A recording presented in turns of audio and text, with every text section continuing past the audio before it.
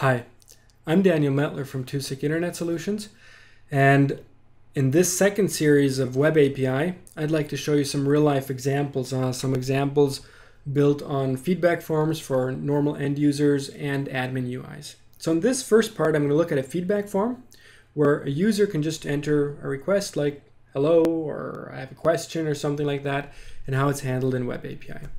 What we're going to look at is various things. I'm going to install the app and show you how to do that. Because this is all just source code, right? You can adapt it to anything. It'll work out of the box, but you can change it. Then we'll look at how it works, understand the architecture, how does the data get sent, and also help you see what happens on the wire so that it then becomes very easy for you to customize. So without talking too much, let's get started. I have a DNN site here, which contains, it's a DNN-7374, whatever, and TooSexy 6.5 something. Now, I'm going to install an app. So if you go to TooSexy.org, or if you look at the blog, you'll find a URL going to the app catalog, tag Web API. You can also filter it in here, but tag Web API should do it. And we're going to get this feedback form here, which does not use AngularJS. That will come later, but for now we're not going to use AngularJS. Then I'm going to say, okay, I'm going to add a new module here. Now, first, of course, in here, download that. So let me just do that. Ta-da. Okay. Now let's add this app. And instead of choosing an existing one, I'm going to say get more apps, and I'm going to choose a file to upload. Oh, didn't tap that properly. Okay. This takes a few seconds because I'm not connected to my company network right now. So it's going to look for my network drives and not find them, but don't worry about that. Usually if you're in your own network, this will just take half a second. And now we're going to choose the zip file that I downloaded previously. This is because all these apps are in zip files. And whenever you will make a change to an app, like maybe you customize it to your needs, you can just re-export it again as a zip file and install it on another system. So it'll take another few seconds, but don't worry, we'll get there.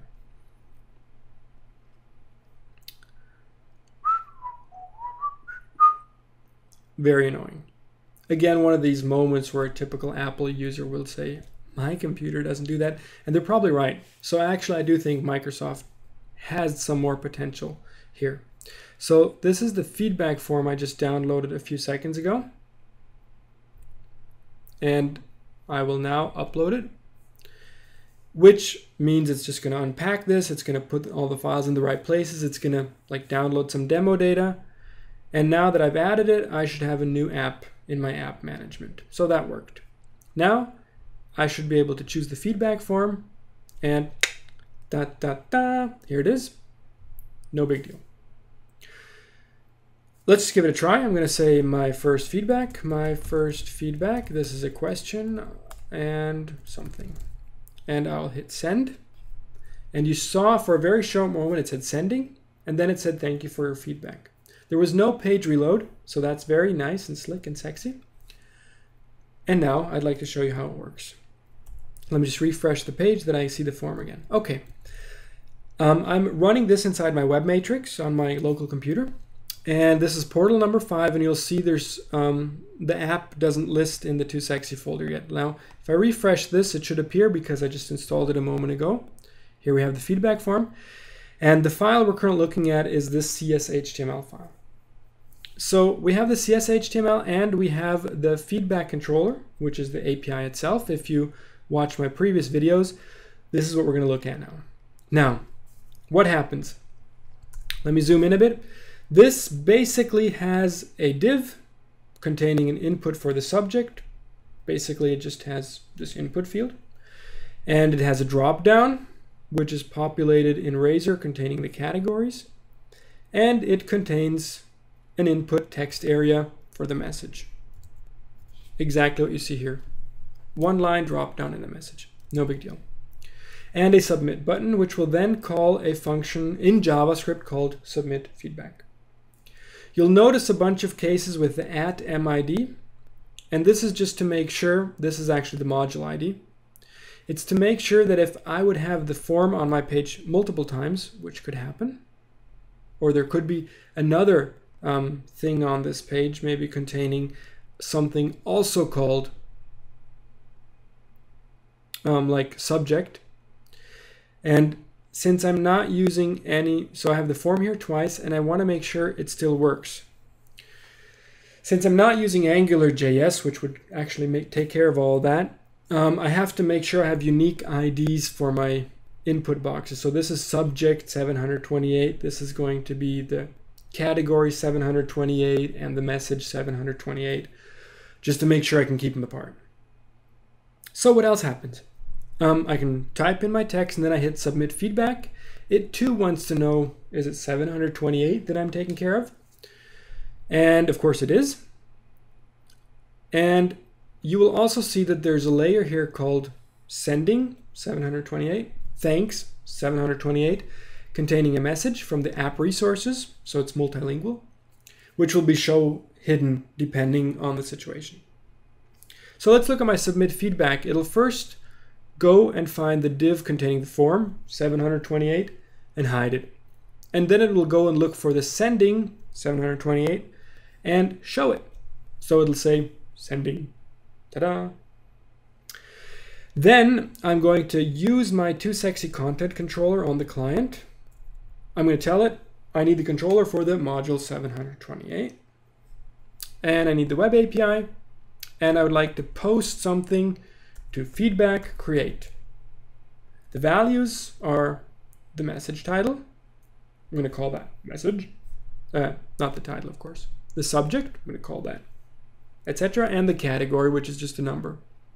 So I'll just send it to my server, and when everything works and no error occurs, then hide the sending div and show the thanks div.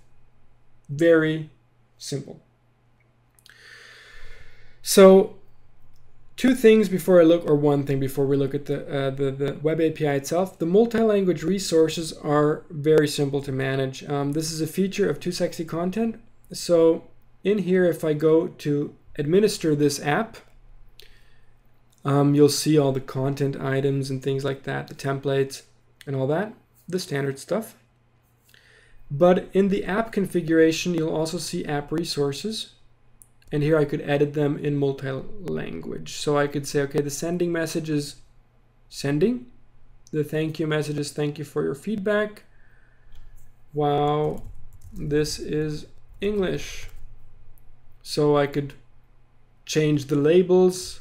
Like instead of subject, I could say title or your request. And I could say instead of category, please categorize. So this is just your multi-language resources. So if this page gets reloaded now, we should see your request, please categorize, things like that. No big deal.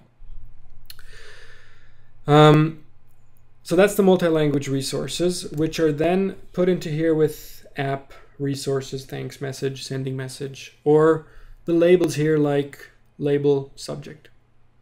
So I think this is easy to understand. Now let's see what happens when this post is submitted to the server. What'll happen, let's look at the wire. For that, I'm going to open a program called Fiddler. Now, in a future webcast, I'm going to show you more about Fiddler, but for now, you really need this. I'm just going to go into here and submit another request. Request watched by Fiddler. Does this work? And I'm just going to send that. So you saw the messages, they went really fast because it's all JavaScript. And you see the bottom form is still visible, the top one's gone. And it says, wow, this is English from the multi-language resources. On Fiddler, I see this request. And if I look at what I was sending, I see I was calling this and this address. I see that in the post here, I had things like what entity was I sending, and I can look at the JSON data directly in Fiddler that I sent. Category is number so-and-so, message, subject. And in the returned material, I see response 200, everything's fine. And just a true. Nothing else. The rest is done in my JavaScript. So that's what happens on the wire. And watching that is very helpful when you try to fix things. If you're going to watch my series, the number 6 will have a lot of instructions on debugging, and I hope that should help you a lot with that. So let's look at the controller code. To understand what this means is I'm talking about the file saved in the folder API. Just putting a file there called something something controller will make it available. This is called feedback controller, and because of this, to call it, we have to use feedback. Don't put the word controller in there or it will not work. It needs the word controller on the server, it does not need it on the client. And /create means it'll call the function here called create. My method is expecting a dynamic post feedback. What does this mean? First of all, it's dynamic, so it's a variable that could contain any value inside it. Especially helpful when you have like a lot of values and you know what you're expecting, so you don't need like type safety. So I'm expecting a subject, I'm expecting a message, and this will just work. I can add more variables. Wonderful. As soon as I expect a dynamic value, they cannot be in the URL.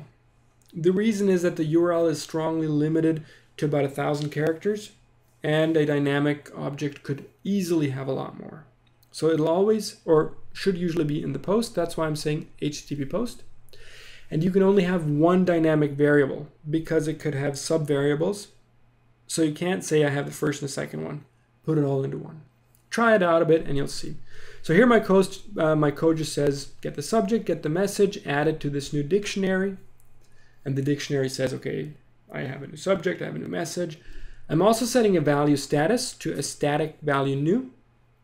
In the next post with the admin interface, I'll show you what we're using that for. And then if we look at the category, things get a bit more complex because the category is a number, but I can't just say this is my number. The reason is I could have more than one category assigned. Here I just want one, but technically I could have more. So I need to first assemble a new list for the category.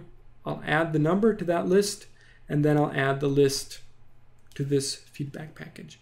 This is specific to Too Sexy content. If you are going to work with Too Sexy content items, you need to understand this. Otherwise, if you're going to use a database or something, just ignore what I just said. You don't need to know it then. And then here we're saying create it, create a feedback item with the data we just received, and let's log it that it was the anonymous user that did that. So that's all there is to it. Let's quickly look if we covered everything. We showed you the JavaScript, the web API, multi-language resources. We looked at complex parameters. Whoop. We saw what happened on the wire with Fiddler. And how could you customize it? That's, I guess, the most important question. You could add more categories. How would you do that? Well, if you just wanted more values in the dropdown, well, in this specific case, very, very easy to do. You just go to the data here in the content and just add more items to the feedback categories. Because this is the list we're using, so new category. So we should now, if I close this, have another category here. So that would work. Make it multilingual, yes, because everything in Too Sexy is multilingual, so that would work too. Adding more fields. Well, what you would do is, let's say you'd have another subject field, or another message, or maybe a rating 1 to 5. Just do it in HTML, and when you did it, remember in this submit feedback to just add it as another value. Because adding more values will easily work. You can even still call your existing old API, it just won't save that value yet. But here adding some code like adding a rating, here like rating, and then, or let's just say rating, I'm just gonna add a number here, 27. This should work without a problem because it's just going to send the value rating as long as well. Let me just try that. Refresh the page.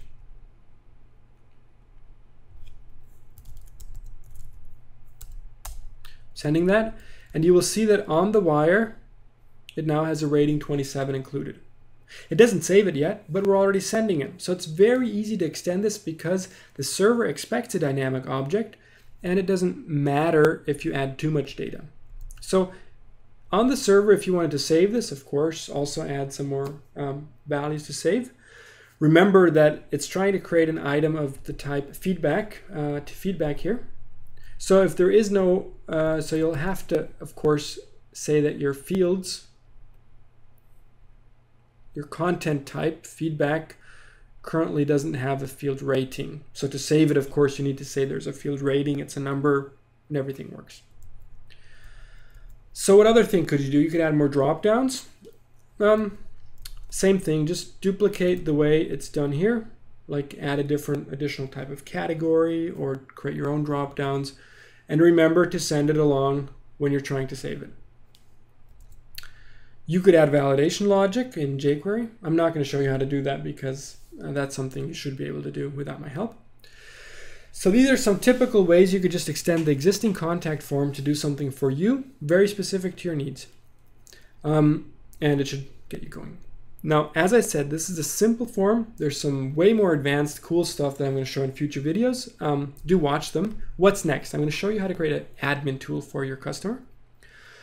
I'm going to help you understand much more about what's happening on HTTP and also how to debug it and fix it when things aren't working as expected. So this should really get you going on Web API. I hope you like it. Please write some feedback. I really want to hear what you think.